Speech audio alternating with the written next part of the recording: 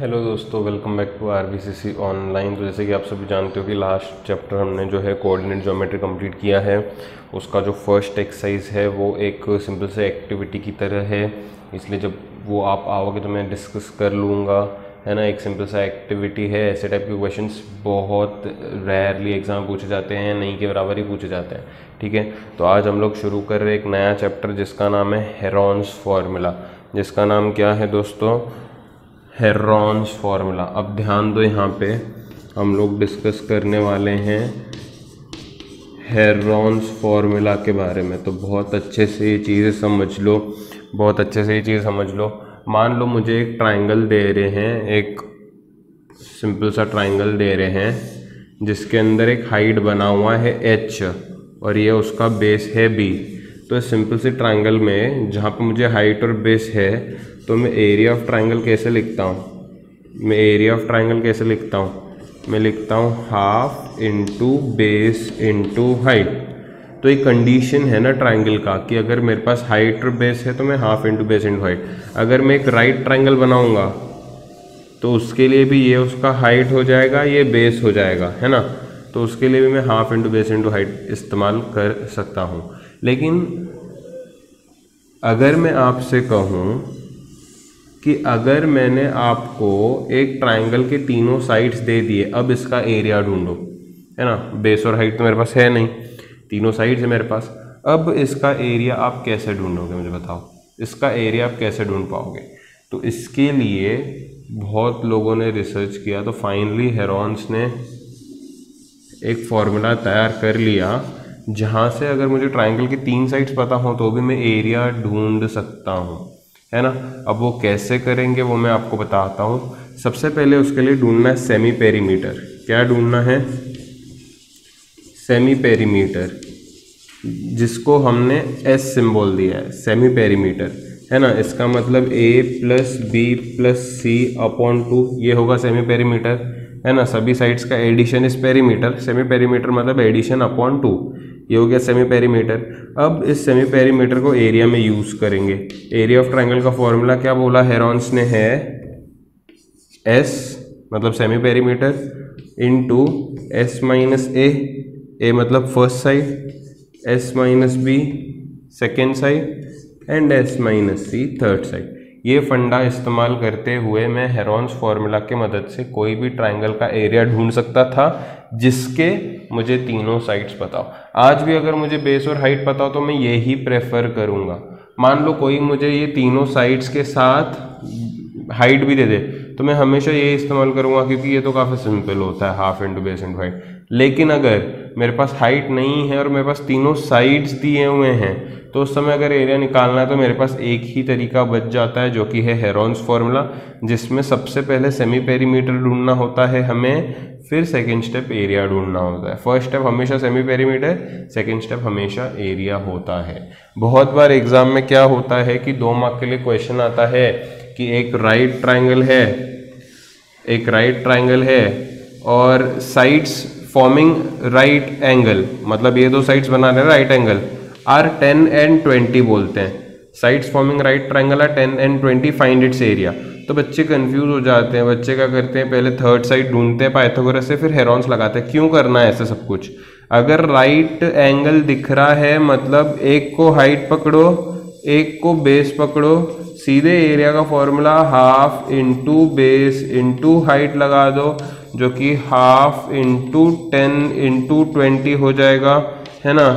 तो फिर फाइनली अपना आंसर 100 आ जाएगा। यहाँ पे हेरॉन्स फार्मूला लगाने की जरूरत नहीं है। हेरॉन्स फार्मूला वो केसेस में लगाते हैं जहाँ पे मुझे हाइट नहीं दिया होता ट्राइंगल का, लेकिन तीनों साइड्स पता होते हैं। तो ये कंडीशन जो है वो अपने माइंड में फिक्स कर लो। एक बार आपने फिक्स कर लिया तो आप कोई भी क्वेश्चन इजीली कर पाओगे, ठीक है।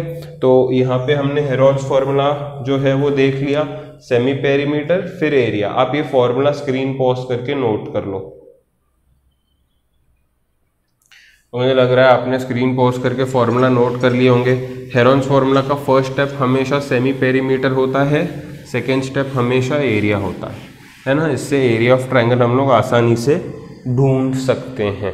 तो आइए बढ़ते हैं एक्सरसाइज के फर्स्ट क्वेश्चन पे काफ़ी सिंपल तरीके से सॉल्व करेंगे, तो इस पे अच्छे से ध्यान दें, ठीक है। पहला क्वेश्चन कहता है a traffic signal board indicating school ahead is an equilateral triangle with side ए।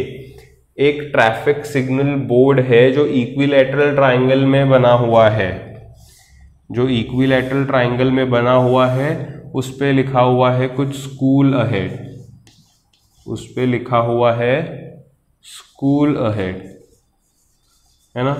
ऐसा ट्रैफिक सिग्नल बोर्ड है which is an equilateral triangle with side A. Equilateral triangle का साइड ए है, मतलब सभी साइड्स क्या होंगे, इक्विलैटरल ट्राइंगल के सेम होंगे, a units, right. Find area of the signal board using HF। HF मतलब हेरॉन्स फॉर्मूला। अब पहला क्वेश्चन है कि इसका एरिया ढूंढो हेरॉन्स फॉर्मूला से, ये पहला क्वेश्चन है। यहां तक पहला क्वेश्चन है कि इसका एरिया ढूंढना है इन टर्म्स ऑफ ए, ऐसा मुझे करना है, हेरॉन्स फॉर्मूला यूज करना है यहाँ पे। If its perimeter is 180 what will be the area of signal board. पहले तो एरिया ढूंढना है, फिर उसके बाद बोला है अगर पेरीमीटर इसका 180 होता तो एरिया क्या होता। तो सबसे पहले तो मुझे एरिया ढूंढना है, पहला क्वेश्चन तो यहां तक है, find area bye Heron's formula, वो तो अपना सेकंड क्वेश्चन है ना। बहुत सारे लोग डायरेक्टली करना शुरू करते हैं, ऐसा नहीं करना है, मैं बताता हूँ बहुत सारे लोग क्या करते हैं, आगे अपन डिस्कस करेंगे। तो मैं यहाँ पे लिखता हूँ सोल्यूशन में, एक सिग्नल बोर्ड है जिसके तीनों साइड्स हैं ए बी सी, एक मतलब तीनों साइड है ए। ऑब्वियसली एक साइड को हम लोग ए बोलते हैं, मैं लिखता हूँ लेट, एक साइड को ए बोलते हैं जो कि ए ही है यहाँ पे, समझ पा रहे हो क्या। अपन क्या करेंगे ना, यहाँ पे आपको कंफ्यूजन नहीं होना चाहिए, आपको बिल्कुल भी कंफ्यूजन नहीं होना चाहिए, तो इसलिए साइड्स को हम लोग कैपिटल लेटर से डिनोट करते हैं, साइड्स को हम लोग कैपिटल लेटर से डिनोट करते हैं। कैपिटल ए बी ए, दूसरा साइड भी ए और तीसरा साइड भी ए, तीनों साइड्स ए हैं। सबसे पहले सेमी पेरीमीटर निकालो, सबसे पहले सेमी पेरीमीटर निकालो। Semi perimeter is equal to s, semi perimeter है तीनों साइड्स का एडिशन अपॉन 2। अब मेरे तीनों साइड्स तो ए ही हैं, तो मैं ए प्लस ए अपॉन 2 लिखूंगा। अभी ए ऐड करोगे तो 3a अपॉन 2 यूनिट्स मिल जाएगा। आप चाहो तो लिख दो यूनिट्स, क्योंकि सेंटीमीटर है या मीटर है, मीटर तो बस सेंटीमीटर में ही होगा, लेकिन यहाँ पे नहीं दिया इसलिए यूनिट्स लिखते हैं अपन। तो सेमी पेरीमीटर मैंने ढूंढ लिया है 3a अपॉन 2 यूनिट्स। अब एरिया ढूंढना है ना। नाउ एरिया ढूंढने के लिए जब तीनों साइड्स पता है, देखो हाइट पता है मुझे, इसमें नहीं, मुझे तीनों साइड्स पता है। नाउ बाय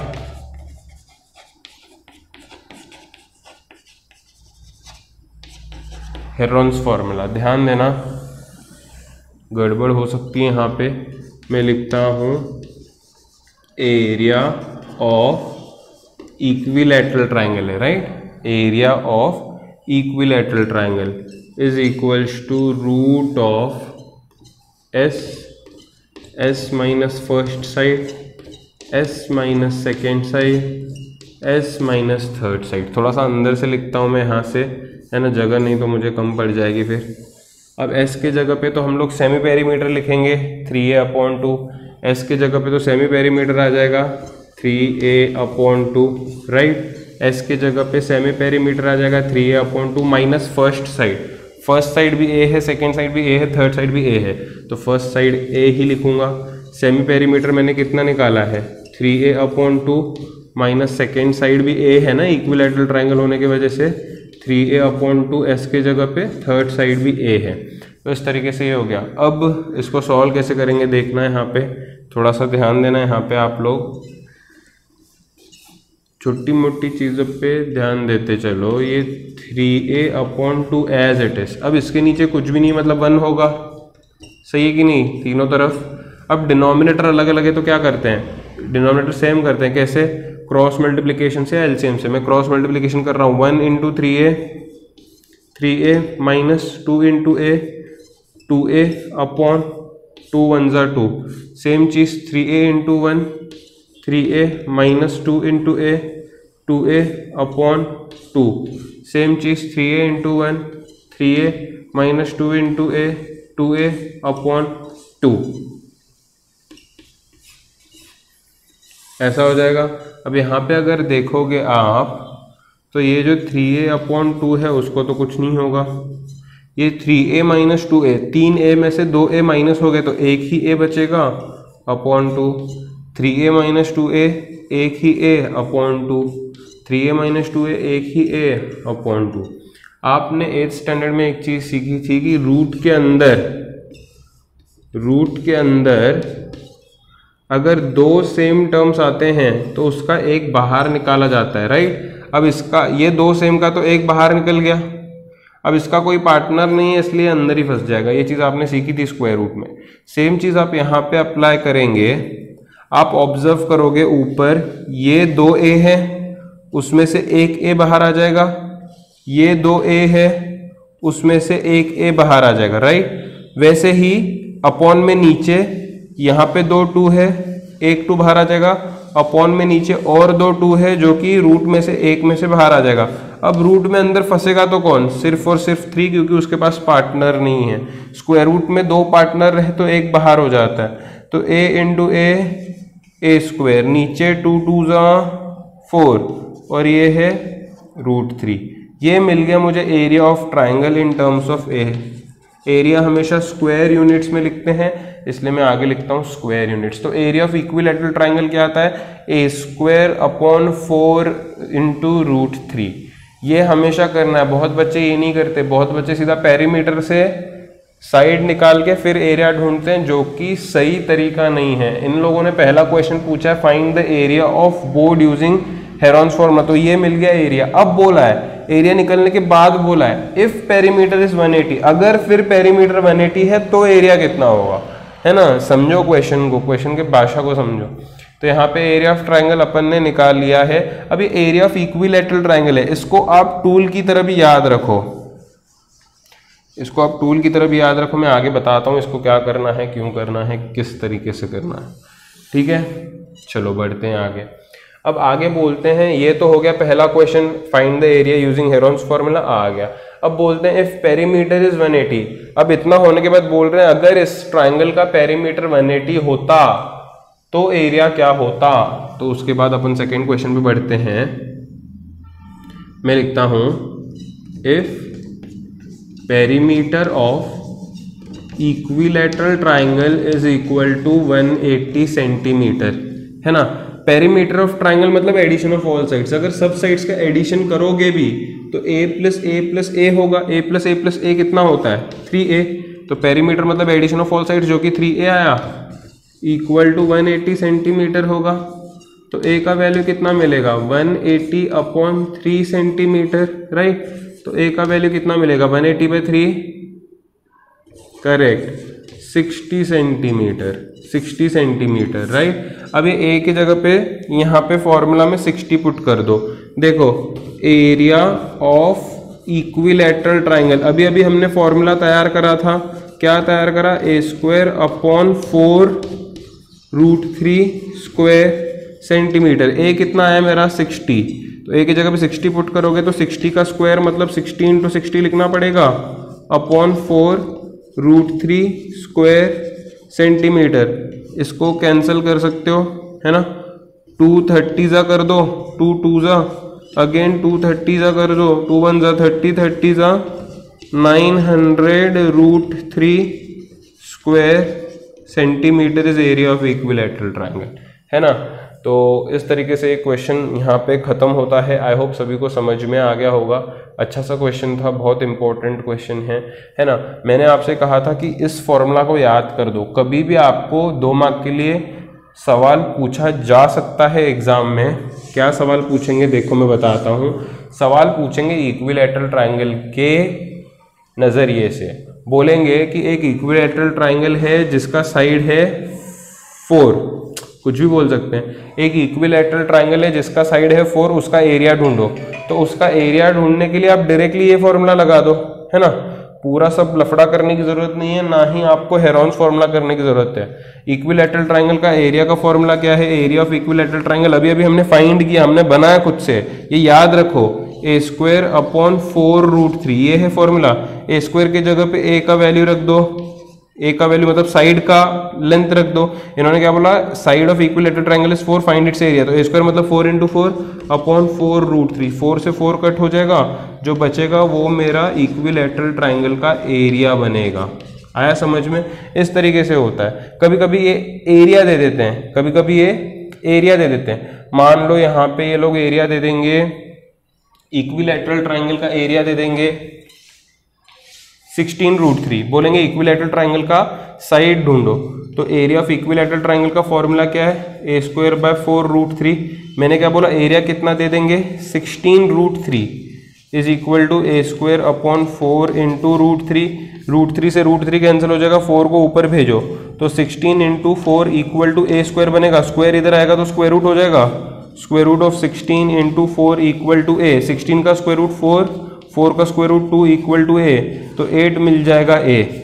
एक बार ये ए मिल गया, बोलेंगे find height of equilateral triangle, तो उसके लिए एक और फॉर्मूला आपको याद रखना पड़ेगा हाइट ऑफ इक्विलैटरल ट्राइंगल का। Height of equilateral triangle is, ध्यान दो, √3, height of equilateral triangle is √3/2 × side, √3/2 × side, तो ये √3 है बाय 2 है। साइड कितना आया देखो, अभी मैंने ढूंढा, साइड मतलब ए कितना आया 8, 2 1 ज़ा 2 4 ज़ा, तो हाइट आ जाएगा 4√3। तो ये छोटे मोटे तरीके के जो मैंने क्वेश्चंस ट्विस्ट करके पूछे हैं, हमेशा एग्जाम में आते हैं 2 मार्क को या 3 मार्क को, है ना। तो उस समय बच्चे बिल्कुल कंफ्यूज हो जाते हैं और कुछ भी गलत सलत कर देते हैं। आपको यही तरीके इस्तेमाल करने हैं, ठीक है। पहले क्वेश्चन खत्म करो, फर्स्ट क्वेश्चन, उसके बाद ये जो एक्स्ट्रा क्वेश्चंस मैंने दिए हैं इक्विलैटरल ट्रायंगल के, वो आप कर लो, बहुत ज्यादा इंपॉर्टेंट है, हर बार एग्जाम में आते हैं और मैंने हर बार बच्चों को इसमें कंफ्यूज होते हुए देखा है, मुझे समझ में नहीं आता क्यों, ठीक है। फटाफट से स्क्रीन पॉज करके नोट कर लो। बढ़ते हैं आगे, देखते हैं अगले क्वेश्चन में क्या कहा गया है। बहुत इंपॉर्टेंट क्वेश्चन है, क्वेश्चन नंबर 2, इसलिए इसे समझना भी उतना ही इंपॉर्टेंट हो जाता है अपने लिए, है ना। तो ऐसे क्वेश्चंस को आप समझिए, ऐसे टाइप के क्वेश्चंस अगर एग्जाम में घुमा के पूछते तो वहाँ पे कंफ्यूज नहीं होना चाहिए आपको। बोला है a triangular side walls of a flyover have been used for advertisement. तो एक फ्लाई ओवर है, आप देखते हो फ्लाई ओवर के नीचे ऐसे ट्राइंगुलर शेप्ड वॉल्स हैं बोला है, और वो वॉल्स को एडवर्टीजमेंट के लिए यूज़ किया गया है। The sides of the walls are 122 metres, 22 metres and 120 metres. तो क्या बोला है कि एक फ्लाई ओवर है, उसके नीचे ना ऐसे ट्राइंगल शेप्ड बोल सकते हैं, एक ट्राइंगल शेप्ड वॉल्स हैं जिनका लेंथ इन्होंने दे रखा है, तो आप अपने हिसाब से भी देख सकते हो। मान लो ये लेंथ है 122 मीटर्स, है ना, और मान लो ये लेंथ है 22 मीटर्स, मान लो ये लेंथ है 120 मीटर्स। इस तरीके का एक ट्राइंगुलर वॉल है और इस पे वो बोल रहे हैं कि एडवर्टीजमेंट होता है ना। ये फ्लाई ओवर है ऐसे, अभी आगे का साइड तो मैंने नहीं बनाया, लेकिन ये एडवर्टीजमेंट का वॉल है जहाँ पे एडवर्टीजमेंट होते हैं। The advertisement yield an earning of 5000 per metre square per year, है ना। तो पूरे साल के लिए अगर कोई भी इस पे एडवर्टीजमेंट करेगा तो उसको कितना पे करना पड़ेगा, 5000 rupees per metre square. 1 metre square का 5000 रुपए पूरे साल के लिए उन्होंने बोला है। अ company hired one of the walls, एक वॉल कंपनी ने हायर किया है फॉर 3 मंथ्स, सिर्फ 3 महीनों के लिए हायर किया है। How much rent did it pay, how much rent did it pay. तो आपने सबसे पहले देखा होगा 5000 rupees per metre square, metre square मतलब ये स्क्वायर यूनिट्स है। कभी भी मीटर स्क्वायर आपको दिखता है मतलब वो क्वेश्चन में सबसे पहला काम आप एरिया ढूंढोगे। कभी भी ये चीज याद रखना, ये सिर्फ अभी नहीं, सरफेस एरिया में और बहुत जगह पे काम आएगी। कभी भी आपको अगर जो मुझे उन्होंने रेट दिया है उसमें मीटर स्क्वायर नजर आ रहा है तो सबसे पहले काम आप क्या करोगे, आप एरिया ढूंढोगे। सबसे पहले हम लोग इसका एरिया ढूंढ लेते हैं। मैं एरिया ढूंढने के लिए मैं क्या करता हूं, मैं लिखता हूं मेरे को 3 साइड्स मालूम है, हाइट तो नहीं मालूम है, 3 साइड्स मालूम है। मैं एक को ए बोलता हूँ, let a be 122 metres, b be 22 metres and c be 120 metres. मैंने तीनों साइड्स कंसीडर कर लिए हैं। सबसे पहले एरिया ढूंढने के लिए, क्योंकि 3 साइड्स है तो ऑब्वियस सी बात है हेरॉन्स फॉर्मूला आएगा। सबसे पहले ढूंढा जाता है सेमी पेरीमीटर। क्या ढूंढा जाता है? Semi perimeter. सेमी पेरीमीटर का फॉर्मूला क्या है? ए प्लस बी प्लस सी बाय 2, राइट। ए प्लस बी प्लस सी बाय 2 अगर आप ऐड करोगे तो 122 प्लस 22 प्लस 120 अपॉन 2, ए plus b plus c upon 2। अब इनको ऐड करने तो हम सबको आता है, फिर भी मैं यहाँ पे दिखा देता हूँ। 2 + 2 ये 4 हो जाएगा, 2 + 2 4 + 2 6 हो जाएगा, 1 + 1 ये 2 हो जाएगा। इन तीनों का एडिशन मिल के होता है 264 अपॉन 2, जिसको 2 से डिवाइड करोगे तो 132 हो जाएगा। कितना हो जाएगा? 132 मीटर्स। ये मुझे मिल गया सेमी पेरीमीटर। क्या मिल गया? Semi perimeter. फर्स्ट स्टेप होता है हमेशा सेमी पेरीमीटर ढूंढना। सेकेंड स्टेप होता है ऐसे क्वेश्चंस में एरिया ढूंढना। तो मैं लिखता हूं एरिया ऑफ ट्रायंगुलर वॉल। आप पूरा लिखना, एरिया ऑफ ट्रायंगुलर वॉल। अब आपको इक्वल टू के बाद यहीं पे सॉल्व करना है ना, क्योंकि मुझे आगे का स्पेस चाहिए इसलिए मैं नीचे सॉल्व कर रहा हूं, लेकिन आपको लिखना एरिया ऑफ ट्रायंगुलर वॉल और यहाँ पे सामने ही सॉल्व करना है। तो area of triangular wall Heron's formula ही लगाएंगे, हेरॉन्स फॉर्मूला लगाएंगे। आप चाहो तो यहाँ पे लिख सकते हो नाउ बाय हेरॉन्स फॉर्मूला, आप लिख सकते हो। हेरॉन्स फॉर्मूला का जो सिंपल सा फॉर्मूला है वो है root of s into S minus first side, S minus second side and S minus third side, right. तो रूट ऑफ एस, एस मैंने ढूंढा है 132, एस मैंने ढूंढा है 132। अब पहला साइड मतलब 132 माइनस एस है ना, एस मतलब 132 माइनस फर्स्ट साइड। पहला साइड कहता है मैं 122 हूं, तो 132 में से 122 माइनस हो जाएगा। फिर है s माइनस बी, एस मतलब 132 माइनस बी कितना है 22, फिर है 132 माइनस सी कितना है 120। इस तरीके से मैंने क्या करा है, s के जगह पे s, s के जगह पे s, a के जगह पे a, s के जगह पे s, b के जगह पे s के जगह पे c के जगह पे c रखा है। अब इतना तो हम सभी कर सकते हैं, बस देख के चीज़ों को रखना है। अब ये क्या होगा देखो, ये तो 132 एज इट इज रहेगा इनटू 132 में से 122 माइनस करोगे तो सिर्फ और सिर्फ 10 बचेगा। 132 में से 22 माइनस करोगे 110 बचेगा। 132 में से 120 माइनस करोगे 12 बचेगा। अब आपको यहां पे एक सिंपल सी चीज करनी है, आपको इन सभी नंबर्स को फैक्टर्स में कन्वर्ट करना है, ठीक है। सभी अपने हिसाब से प्राइम फैक्टर्स में कन्वर्ट कर सकते हो।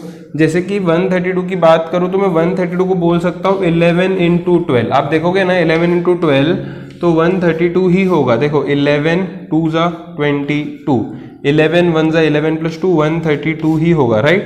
तो 132 को बस मैं इस तरीके से रिप्रेजेंट कर रहा हूं। ये 10 को मैं कुछ नहीं कर रहा हूँ। 110 को मैं 11 × 10 बोल के रिप्रेजेंट कर सकता हूँ। ये 12 को मैं कुछ नहीं कर रहा हूँ। मेरा ब्रेकडाउन करने का रीजन ये था कि मैं अब इजीली देख सकता हूँ कि यहाँ पे मुझे 2 11 दिख रहे हैं, है ना। रूट के अंदर 2 टर्म्स अगर रहे तो वो सिंगल होके बाहर आ जाते हैं, 2 सेम टर्म्स बाहर आ जाते हैं एक होके। मुझे 2 12 नजर आ रहे हैं, रूट के अंदर 2 12 है, इसका मतलब वो बाहर आके सिंगल बाहर आएगा उसका। वैसे ही अगर मेरे पास 2 10 है तो बाहर आएगा एक सिंगल 10। तो इस तरीके से मैंने क्या कर लिया है, स्क्वायर रूट निकाल लिया है बहुत ही आसान तरीके से। 2 सेम टर्म्स का एक बाहर निकालना है बस। अब आपको पता है 11 × 12 तो 132 होता है, 11 × 12 तो 132, 132 × 10 करोगे तो 1320 मीटर स्क्वायर, है ना, मीटर स्क्वायर, क्योंकि एरिया है, स्क्वायर यूनिट्स में रिप्रेजेंट करते हैं, मीटर स्क्वायर। तो एरिया ऑफ ट्रायंगुलर वॉल का एरिया कितना आया है 1320 मीटर स्क्वायर। अब इतना तो हर कोई कर लेगा, इसमें कुछ दिक्कत नहीं। दिक्कत आती है इसके आगे। इन्होंने क्या बोला है, the advertisement yield an earning of 5000 rupees per metre square per year. A company hired a wall for 3 months, how much rent did it pay. असली प्रॉब्लम होती बच्चों को यहाँ पे है ना, कि बच्चे रेंट कैलकुलेट नहीं कर पाते। बच्चे क्या कैलकुलेट नहीं कर पाते? बच्चे रेंट कैलकुलेट नहीं कर पाते। अब यहाँ पे ध्यान दो, अब यहाँ पे ध्यान देना बहुत अच्छे से। रेंट कितना है? 5000 rupees per metre square per year, ठीक है। ध्यान देना, मैं लिखता हूं रेंट पर मीटर स्क्वायर, ध्यान देना लिखने का तरीका, per year. Rent per metre square per year कितना है? 5000 रुपीज लिखने का जगह नहीं, एडजस्ट कर देना। तो rent per metre square per year का इतना है। अब क्योंकि मुझे सिर्फ 3 महीनों का रेंट चाहिए, तो मैं देखो क्या करता हूं, देखना, मैं लिखता हूं rent per metre square per year. Per year को मैं देखो घुमा के लिखता हूं 12 months। ईयर मतलब क्या? 12 months। लिखने का तरीका देखो, rent per metre square per year को खाली 12 months किया। 12 months मतलब ईयर ही हुआ। 5000 रुपीज लिखने का जगह नहीं मेरे पास, आप लिखते चलना, ठीक है। अब अगर ये 12 में इधर नीचे भेज दूंगा तो मेरे पास जो बचेगा वो होगा रेंट पर मीटर स्क्वायर। 12 तो नीचे चला गया, तो 12 की जगह पे 1 बचेगा, है ना।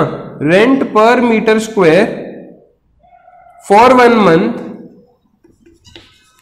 Is equal to 5000/12। यहां पे लिखना for 1 month is equal to 12, नीचे चला जाएगा। देखो मैंने क्या करा, ये 12 को नीचे भेज दिया, तो rent per metre square for 1 month is this much,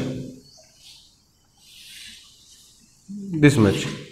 अब देखो लॉजिक सी में एक सिंपल सी बात करता हूं, 1 मीटर स्क्वायर 1 महीने को इतना खाता है। 1 मीटर स्क्वायर 1 महीने को इतना खाता है। अब मुझे पूछा है एक पूरे वॉल को 3 महीने के लिए लेना है ना। 1 मीटर स्क्वायर का इतना है, तो एक वॉल का तो इतना मीटर स्क्वायर बना था ना एरिया, तो इतने मीटर स्क्वायर का कितना होगा। ये कुछ उसी तरीके का है कि एक चॉकलेट 10 रुपए की है, एक चॉकलेट 10 रुपए की है, तो 5 चॉकलेट कितने की होंगी? 5 × 10 50। 1 मीटर स्क्वायर का रेंट इतना है, तो इतने मीटर स्क्वायर का कितना होगा? मल्टीप्लाई करना होगा। इसलिए ना यहां पे टोटल रेंट या टोटल कॉस्ट कुछ भी बोल सकते हो आप, total rent paid by company complete कर लेना, है ना। कैसे मिलेगा पता है? कैसे मिलेगा पता है? टोटल रेंट या टोटल कॉस्ट ढूंढने का फॉर्मूला क्या होता है पता है? देखो फिर से मैं आपको समझा रहा हूं एक ट्रिक। मैं बोला एक चॉकलेट 10 रुपए की है, 5 चॉकलेट कितने की होंगी? तो आपने बोला एक चॉकलेट अगर 10 की है तो 5 होंगी 5 × 10 की। वैसे ही मैं बोल रहा हूं 1 मीटर स्क्वायर इतने का है, तो इतने मीटर स्क्वायर कंपनी को कितने में पड़ेंगे? इतना इनटू इतना। देखो लॉजिक से काम को चलाओ, लॉजिक से काम को चलाओ। अच्छा ये चीज तो हो गई। मैंने आपसे कहा 1 मीटर स्क्वायर इतने का है, तो इतने मीटर स्क्वायर कितने का होगा? तो आपने बोला इतना इनटू इतना। लेकिन ये तो सिर्फ 1 मंथ की बात है, ये तो सिर्फ 1 मंथ की बात है। मुझे कितने मंथ्स है? 3 मंथ्स। तो 3 मंथ्स है, इसलिए आगे इनटू 3 करना पड़ेगा।